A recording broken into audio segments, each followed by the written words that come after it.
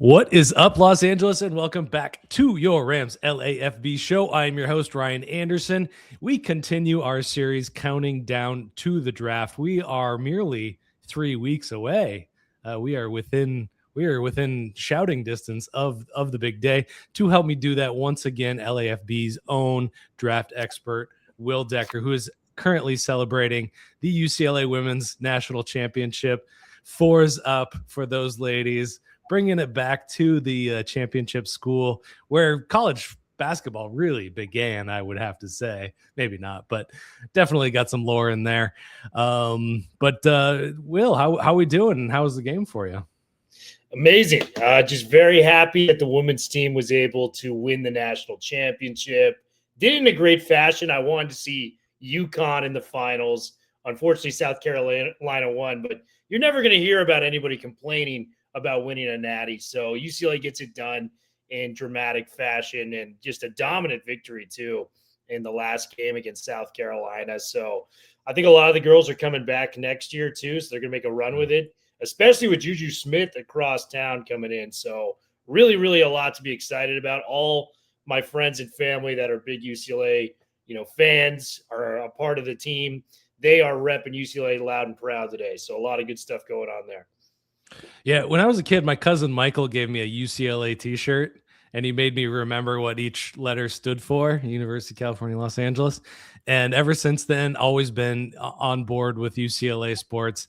And Jackie Robinson, you can't really argue with UCLA on those marks. Yeah, unbelievable. Yeah. Jackie, Kareem, Arthur Ashe, you have these icons of their sports, and they all went to one place. It was UCLA. So hopefully we can get some more draft prospects in the future. We were a little bit dry on those this year, but hoping for more in the near future.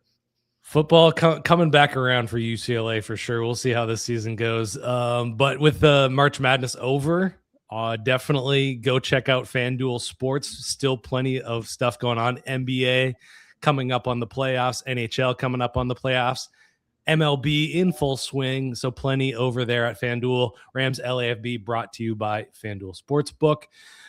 Did I ever tell you that I hired Steve Mariucci's kid to work for me at Lucky Brand Jeans? You did not. Talk to me about this. What type of guy was he? Yeah, so super nice guy, Adam Mariucci. I was working at Lucky Brand in the Marina District on Chestnut Street in San Francisco. And he came in one day, a lot of enthusiasm, needed a little part-time job. He was in a band at the time. He's now a real estate agent, but, seemed like a good fit. But really what made him stand out was his enthusiasm that he came in with. And so that made hiring him not just filling a need, but he was super excited about the job. If you are hiring and you want a candidate who's passionate about your role, but you can't get the insight from a resume unless you post for your job on ZipRecruiter. And now you can try it for free at ZipRecruiter.com/audio.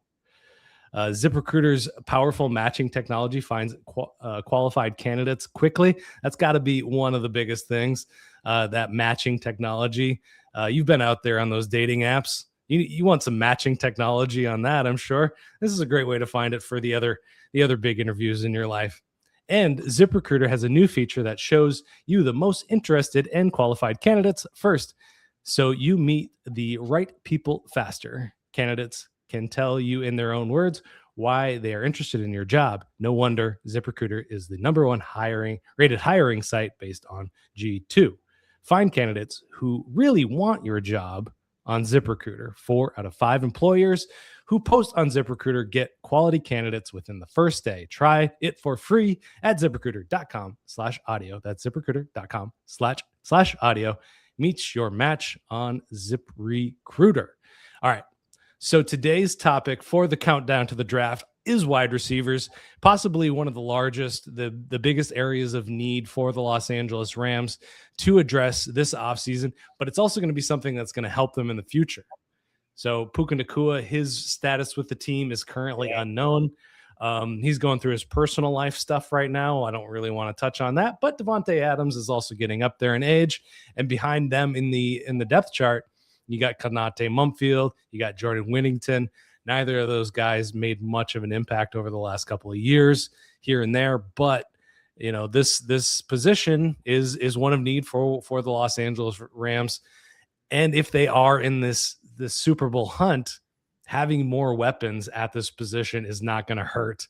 So Will and I are going to talk about wide receiver options for 3 rounds, and he's got a plethora of guys. So let's hop right into it and get those first round guys. Who are you thinking the Rams should target at 13 or trading back, I guess? First and foremost, Puka Nacua, we wish him, all the success with what he's going through right now. It takes somebody big to check themselves into rehab when they feel like they need help. I think a lot more people need to do that in society that do have problems in the first place. So just much of a tip of a cap to Puka, and we wish him well.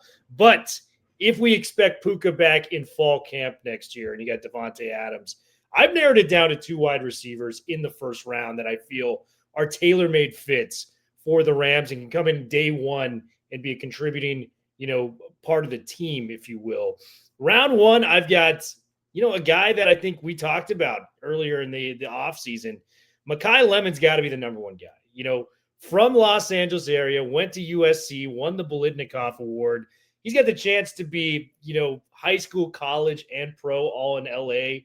I think it's a great story for the team. They need to really kind of brand the LA community. Why not do it with a guy like Makai Lemon, the Biletnikoff winner who had over 1,000 yards receiving, double-digit touchdowns last year. Just what I love about Makai, man, is he's so tough. And you look at the size, 5'11", 192 pounds, maybe not a beast out there when it comes to some of these football players that we're going to get into in terms of size and strength. But he rarely goes down on the first tackle. Really good yards after catch. He could play in the slot and the outside. He had 445 snaps in the slot and 226 on the outside last year. He just provides a lot of great things for an offense where if you plug him in with a healthy Davante Adams and Puka Nacua next year, that's just a 3-headed monster that I think would give teams nightmares, when it comes down to everything going on there. He's tough. He's physical. He had 1 drop in 2025. Doesn't drop the football a whole lot.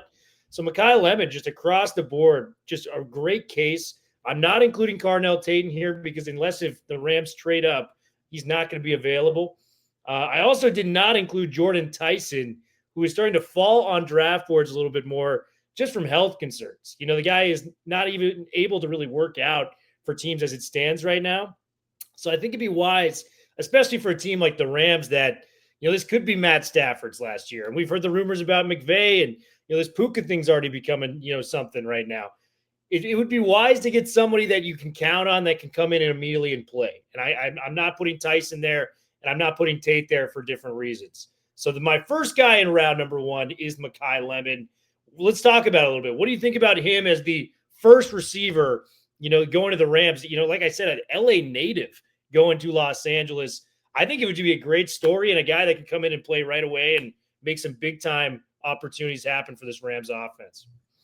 He seems like a perfect fit. I mean, you've got the comparisons to Amon St. Brown, which I think is the same lineage as Cooper Kupp. And this is a guy that is not afraid to do the dirty work out there on the football field and is a tough SOB as well, I would say.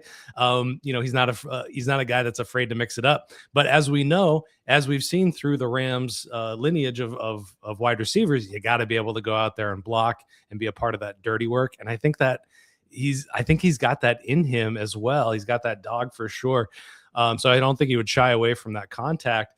He's just been a guy that he's been on my radar since, before the USC season and even more so as the year progressed. So I've definitely been on board with him as well. And I think the size, knock is, people are overstating it. I think, you look at a guy like Jordan Tyson or Jordan Addison, that is smaller than him, but, plays so much bigger and has so much more impact on the Minnesota Vikings. Another USC guy. I don't want to compare them just because they're USC guys, but, I think that knock just doesn't hold water when you watch his play, when you watch his tape. So I've been on board with that guy for a long time.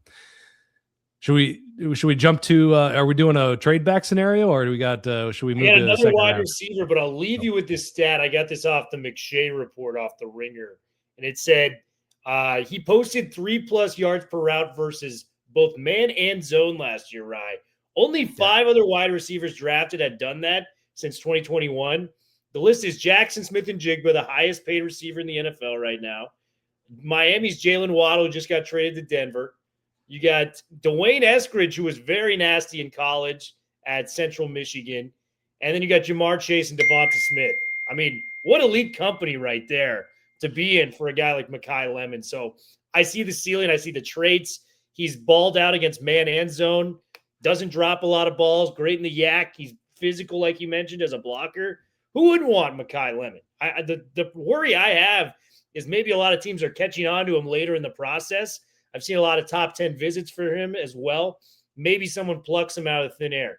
The other receiver I got, Omar Cooper Jr., who's just a tailor-made fit for a West Coast offense. Like we talk about the yak with, Makai Lemon. He's probably a better yak threat, yards after catch. And you guys got to know, in that Shanahan offensive tree, that's what they value most. That's why Puka Nacua has been the player he is because those yards after the catch situations has made him arguably the best receiver in the NFL over the last 2 or 3 seasons he's been there. So you want touchdowns, you want production, you want big-time performances. He's got all that. 13 touchdowns. We mentioned the play he made against Penn State, which may be the best catch in all of college football last year when he put that, his pinky foot on the end zone, got it in for a touchdown. 13 touchdowns last year out of the slot, 937 yards, 69 grabs. And just a great athlete, like a 4.42 40 time, close to a 40-inch vertical leap. He kind of checks every box. He's tough. He's physical, similar to a Makai Lemon, but he's bigger than Makai Lemon. He's got about like 15, 20 pounds on what Lemon possesses there. Doesn't drop a lot of balls either. They're kind of very similar players. I would say maybe Makai is a slightly better route runner when all is said and done, but I would take actually Omar Cooper Jr. in the yards after catch department there. What do you think about Omar, man? I mean, 13 touchdowns, national champion. You kind of bring that pedigree to the NFL. He'd fit right in with the Rams. Yeah, the size speed combination with him is just intriguing, and you gotta like it. On the character side, he seems like he is A+ out there as well. People talk about him very highly in that regard. Going back to that blocking idea, I was just looking at PFF before we started this process, started this show. Of the guys that are kind of in the top 2 round conversation, third highest run blocking grade from PFF, Denzel Boston. Actually, he ranks number 2 across all run blocking wide receivers. Carnell Tate at 17, Omar Cooper Jr. there at 18. So highly regarded in that dirty work world as well. Very, very important to what the Rams want to do. I mentioned Konate Mumfield heading into this show. He was kind of their go-to receiver to be available for the 13 personnel, which they used a ton last season. If they're going to continue on that, having a guy like Omar Cooper who can offer you the blocking, but also has the upside of a catching wide receiver as well. Come on. That's good stuff. And you get a trade back. So they're gonna add some picks because he's probably gonna go somewhere in the 20s, I think. Maybe earlier now. I would have thought this a month ago. But from what I've seen, a lot of mocks have him going 16th to the Jets. So maybe you can trade back, but not too far. You can't get too comfortable. And this is one of those drafts where once you get like the 3 to 4 best players off the board, it's kind of like every scout's different interpretation on who they actually want to take, because it's just people are calling it a bad draft class. And, compared to other years, there's a lot of, credit to that stance. And Cooper, if you like him at 13 and you feel an edge with Cooper compared to Lemon, and we talked about it, what's the biggest thing in a McVay Shanahan offense? Yards after the catch and what you can do once the ball is placed in your hands. He provides that in a better way, in my opinion, than Lemon. So you can see him at 13. I don't think it's a crazy reach, especially this year. So that would be my take on Omar. Yeah, and 100% the Rams will go up and take their guy, even if it is seen as a reach by the rest of the league. If they love a guy, they're going to go for it. So you're 100% spot on for that. Gotcha, man. Well, I get round 2. I actually got 3 different guys for this one. And then I got 2 more for round 3. 7 different receivers that I think Les Snead, McVay got to have on their board. And when it comes to round 2, Rams picking 61. Remember, they got the 13th pick from the Falcons this year. They traded their 29th and I think another pick for the rights to get Trent McDuffie. So we're talking about the 61st pick in the second round. End of second round. Let's see what they can cook up. The first guy I got for you, I got 2 outside receivers and a slot guy when it comes here, because as much as we love Davante Adams, he is getting on the older side right now. You don't know how long he's going to be playing, especially if Stafford decides to hang it up in a year. He doesn't want to be in LA at that point, because at this point in his career, he wants to be competing for championships. So the outside guy got Chris Brazzell, 6'4", 198 pounds, from the University of Tennessee, started at Tulane, ran a 4.37 40-yard dash. Just a big play machine. 62 catches, over 1,000 yards, 9 touchdowns in the SEC. And one of those teams where I look at is, how does this guy play against this, is the Georgia Bulldogs. When you look at the Georgia Bulldogs, it's a translator. Like, if this guy can play well against Georgia, that's probably the closest you're going to see to an NFL-level defense in today's age with Kirby Smart coaching there. 6 catches, 177 yards, and 3 touchdowns against the Georgia Bulldogs last year. So, wasn't just good, absolutely dominated. I don't know if there is a college football fantasy league, but if you had Chris Brazzell that week, you probably beat every other team in your league. He's got size, high-end acceleration, and his route running at that size, at 6'4", 198 pounds, is very, very solid, very shifty at that size. The problem I have with him is his contested catch ratio is not that great. So 50-50 balls for him, you'd think at 6'4", 198 pounds, he's going to come down with it. He's left a little bit to be desired there. And, the yards after catch, not really his strong suit, believe it or not, with that speed and size. But here's kind of where I rely on this.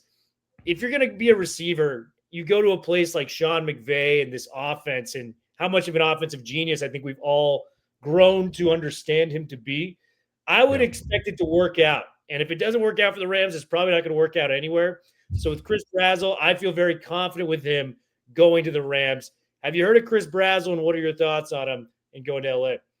He is a little under my radar, but with that speed element, you said 4.37?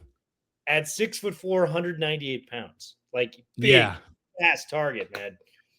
So, the guy I'm looking at, the guy they technically need to replace off this roster is Tutu Atwell, who's 5'8" and 150 around there. They lose that threat of a top end speed, which always in theory, I could see it in my mind's eye how Tutu Atwell could be used. They brought in Deshaun Jackson that same year that they drafted Tutu. That never worked out. Deshaun eventually wanted out because he wasn't getting enough attention. Tutu Atwell never really materialized as a guy that they could use. Probably mostly because he does not have any functional size, and he's not the size of an NFL player. This guy is much more the size of an NFL player and has that elite under 4.4 speed. That is intriguing. And perhaps he'll grow into that develop more speed, contest catch, size, that he'll need to compete long term. But just in the interim, I think getting a guy in there that can stretch the field, get those safeties off the top of the defense, off the top of the offense, and make a handful of game-changing plays, 100%, absolutely. They never needed Tutu Atwell to be this high quantity of catch guy. They just needed him to make a handful of plays. And this sounds like this guy could absolutely drop into the offense and just make a difference that way. So in that respect, absolutely. He could definitely ball out. So Brazzell's a guy I'm looking at. The second guy I got for you is Chris Bell, 6'1", 220 pounds, wide receiver out of Louisville. Didn't run the 40, so he tore his ACL late in the season. And this would be a big decision for Les Snead, as I was talking about earlier. I mentioned Tyson kind of being off our board because you want players that are aptly available for this Super Bowl run with, Matt Stafford, maybe his final run as it is. But Chris Bell is so intriguing to the point where it really reminds me of George Pickens a few years ago, where he came into the combine injured, dropped in the draft, but was such a physical freak that you look at what he's doing now. He's coming off of, a 1,300-yard season with the Dallas Cowboys, was one of the top free agents on the market. When he went there, got ultimately tagged by the Cowboys. We'll be coming back there. But with Chris Bell, I hate to use comps in any which way, but body type, skill set, all of it, you watch the tape, you go like, man, that looks a lot like A.J. Brown. Looks a lot like him at that size, that skill set. Big body receivers. Chris Brazzell, we mentioned 6'4", 198 pounds. Not a small guy in any stretch. This guy's got 24 extra pounds on him at 6'1", had 72 catches, 917 yards, and 6 touchdowns before that ACL tear. But he's big, physical, and after the catch, he is phenomenal. So, you get a big yak player at that size that has that speed. He probably would have ran mid 4.5s, or mid 4.4s if he was able to run the 40-yard dash. We don't know when he's going to be back, which is the big question, but he does leave a lot to be desired when it comes to route running and things like that. But like I said, with Brazzell, you get him in a Sean McVay offense, I think you can really talk yourself into it. What do you think about Chris Bell from Louisville at 6'1", 222? I mean, it's hard for me not to say A.J. Brown is my favorite receiver in the league when he was at his peak, that is. But, yeah, 100%. And we know that the Rams looked into trading for A.J. Brown. Literally, so right? That's got to be in their mind. And having a big guy, you bring up the man and zone splits for some of these receivers. And having a guy that can really body up against man coverage is so important for this team specifically, because as good as Nacua and Adams are, they can get knocked off their spot early, at the start of the route. So I think that's something that could absolutely work with this team, 100%. Yeah, Chris Bell, very intriguing name. And the last guy I'm kind of seeing in that second round kind of trajectory, Antonio Williams, slot wide receiver from Clemson. Very productive player, man. At 5'11", 187 pounds, ran a 4.4, 140, close to 40-inch vertical, was a freshman All-American, started all 4 years at Clemson, was first-team All-ACC last year. And I think if you ask a lot of draft analysts coming in to the 2026 draft, they kind of had him as one of the top receivers coming into this year. He dipped a little bit, production dipped, but the whole Clemson team and offense, for that matter, dipped. It wasn't just his fault. Cade Klubnik, who a lot of people had as a first-round quarterback, is looking like non-existent right now in NFL draft circles, given how he played. But that junior year, you go back to what he was able to achieve, 11 touchdowns on 75 catches and over 900 yards. This guy is like your prototypical slot guy, very reliable, very easy, can make some nice catches in traffic, doesn't drop a lot of footballs. This year it dropped, but 55 catches, 4 touchdowns, battled through injuries. But given the strong combine performance, given the 4-year starting ability, given that, I think his best football is still in front of him, as crazy as that sounds, because I don't think he had the best situation with the quarterback room at Clemson. I think he could be a plug-and-play guy day one for your Rams, and a guy that I think is being overlooked that was once the top wide receiver target in the 2026 draft, if you ask in the preseason. So really big fan of Antonio Williams. So that's my 3 from round 2, Chris Brazzell, Chris Bell, and Antonio Williams for the round 2. Any other names I was missing there, or anything you wanted to add to those 3 in the round 2? Elijah Surratt is a guy that, I've wondered about just because of the size 6'2", 213. I don't know if you have anything on him. I mean, nobody would call him electric from a speed perspective. And I always worry about Stafford with, it kind of makes me think of when they did the Allen Robinson experience in 2022. Didn't work out. But what are your thoughts on Surratt? Surratt I really like, but I don't think he's a round 2 guy. So I actually had him as one of the round 3 dudes we were going to be talking about. So with Elijah Surratt, very productive player everywhere he's gone. He went to a D3 school I've never even heard about, got his film out to James Madison, followed Curt Cignetti there, and then followed him to Indiana, had over 3,000 yards receiving in his college career, 31 touchdowns. He's got size, 6'2", 214. And, I think it's a fool's gamble to bet against Elijah Surratt right now, given he's proved everyone wrong throughout his college career, ends up as a national champion, hanging with Fernando Mendoza, the Heisman winner. He's a very productive, awesome player. But I think for me, I didn't even have him as the best receiver on Indiana last year, if I'm being honest with you, because I'm an Omar Cooper guy. Like, that's the guy my mind goes to for the film. I don't think it'd be a terrible pick in round 3, but I got a couple guys I think I'd rank ahead of him when it comes to round 3, but very productive player, good size. I'm betting against him again. I think he's going to prove me wrong again after saying this, but Surratt is a stud, and maybe not round 2 material, but if he goes in round 3, I think, what is it, pick 91 for the Rams in round 3? I don't think it's 93. A terrible scenario. Yeah, I don't think it's terrible at all. Right on. Who are your other guys at 93 that you want to talk about? So I got a slot guy and I got a outside receiver. And I like the first guy a lot. And LA fans are going to be very familiar with this guy, Zachariah Branch. And I know the size is going to turn people off. 5'8", he's like 190 pounds. But that should not scare them because of what this guy can do with the football in his hands. Was the number 1 wide receiver at Georgia last year, made big-time plays. He is a burner, man. Ran a 10:33 100-meter dash in high school, 4.35 40 time. Pure yak and speed is right up there with the best. Would got to be your home run threat in the pass game. And what I love about him in the 3rd round is while Xavier Smith and Jordan Whittington are solid returnmen, Zachariah Branch was a first-team All-American returner when he was at USC his freshman year. So he gives you great upside in the return game and could be that home run hitter that Tutu Atwell never really reached for when he got his spot with the Rams. So I really like Zachariah Branch in round 3. And the other guy I like, Malachi Fields, the wide receiver from Notre Dame, 6'4.5", 218 pounds, big play receiver at 17.5 yards per catch. And like some of his predecessors in the Senior Bowl, the Senior Bowl is one of those games where if you play well in that All-Star game, your stock shoots up. So you remember Michael Wilson, what he's done with the Cardinals as of late, or Jaden Reed with the Packers. These are guys that had their moments at the Senior Bowl. Malachi Fields was arguably the best wide receiver in practice this year at the Senior Bowl. So he rose his stock a little bit there.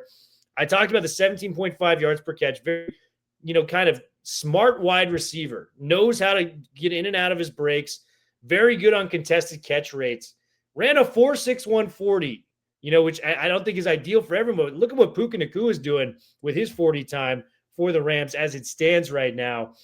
I just think this guy is going to be a player where he may not be a superstar, but will immediately make a team better. I think he'll be a high-end number 2 wide receiver.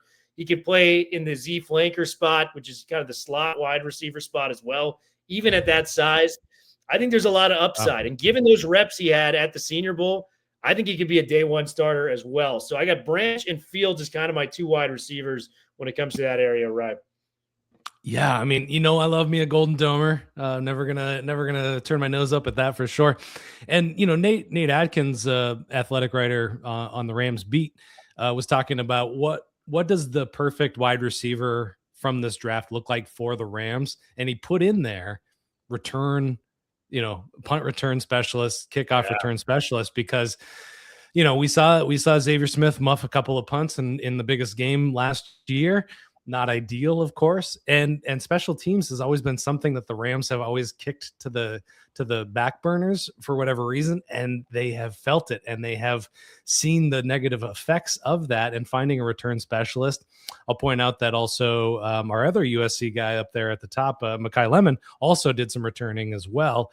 So put a feather in that cap for sure. So I like that. So I mean, I like the idea of a guy that can drop into this roster currently constructed from the 3rd round. That I think that would be the ideal, scenario, so that they can use 13 for a different position.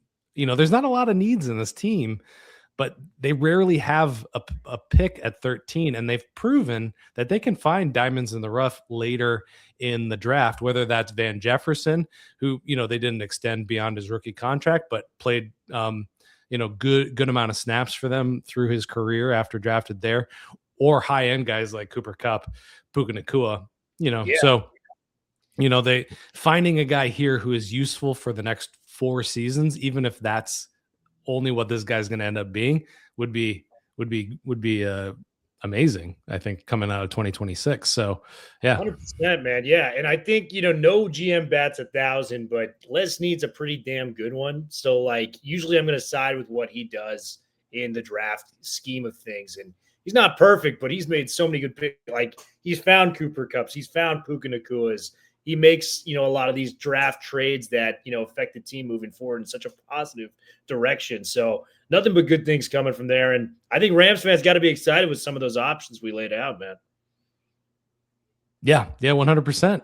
I think that is all we've got for you guys today. Definitely go check out ZipRecruiter.com /audio. Check out what they have for those services. And as always, Rams LAFB brought to you by FanDuel Sports.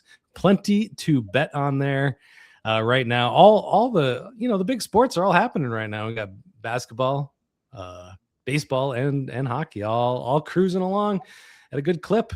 We will be back with Aaron Coscarelli tomorrow. We have another special guest talking Rams draft. Our countdown, it's happening. It's flying by, man. It is almost the draft, the big day. It's the Super Bowl for some teams. We got the Raiders and the Browns, and ask Jet fans how the draft is going. Like that's our everything right now. Yeah, 100%. It's in Pittsburgh, and it's going to be a big draft for Pittsburgh as well. We'll see if they take a quarterback or what happens with them.